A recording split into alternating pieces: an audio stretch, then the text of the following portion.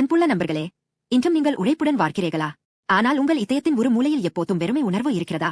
இவ்வளவு தூரம் வந்துவிட்டேன், இப்போது நான் அமைதியாக இருக்க வேண்டும். என் எதிர்காலம் ஏன் இன்னும் நிச்சயமற்றதாக இருக்கிறது?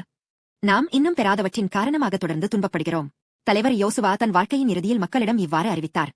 பாருங்கள், யோர்தான் முதல் மேற்கிலுள்ள பெரிய சமுத்திரம் வரை நான் அடித்த ஜாதிகளும் இன்னும் மீதியாயிருக்கும் ஜாதிகளின் தேசங்களையும் சீட்டு போட்டு உங்கள் கூத்திரங்களுக்கு சுதந்திரமாக பங்கிட்டேன். ரோட் யோசுவா 23:4.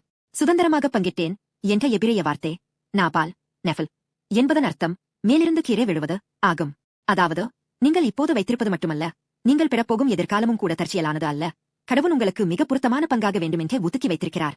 இன்னும் வெற்றி கொள்ளப்படாத நிலம், இன்னும் நிறைவேறாத எதிர்காலம், அவையும் கூட கடவுள் உங்கள் பங்காக ஏற்கனவே போட்டு வைத்திருக்கும் வாக்கு பண்ணப்பட்ட நிலம்தான். ஆனால் நாம் இன்னும் கவலையுடன் இருக்கிறோம், இல்லையா? இதுவே மனிதகுலத்தின் அடிப்படை மீதமுள்ள பாடம் ஆகும். ஆனால் இங்கே அற்புதமான நற்செய்தி இருக்கிறது.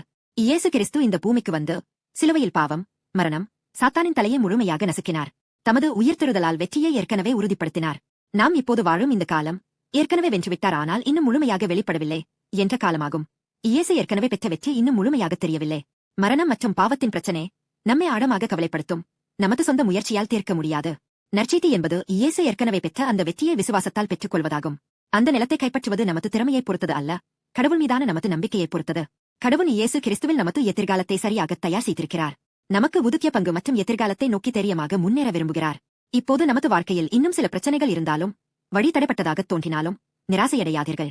இந்த முடிக்கப்படாத பகுதி வேதனையான குறைபாடு அல்ல, மாறாக கடவுளின் வல்லமையை அனுபவித்து மேலும் வளரக்கூடிய சாத்தியமுள்ள பிரதேசமாகும். இப்போது இயேசு கிறிஸ்துவின் நாமத்திலும் அதிகாரத்திலும் பிரகடனம் செய்வோம். என் எதிர்காலம் நிச்சயமற்ற சூதாட்டம் அல்ல, கடவுள் ஏற்கனவே எனக்கு ஒதுக்கிய ஆசீர்வாதமான நிலமாகும். கடவுள் நமது மீதமுள்ள பாடங்களை வாய்ப்புகளாக மாற்றும் அந்த அழகிய அழகியல் இன்று உங்கள் வாழ்க்கையில் தொடங்கட்டும். கர்த்தர் இயேசுவின் நாமத்தில் உங்களை ஆசீர்வதிக்கிறேன்.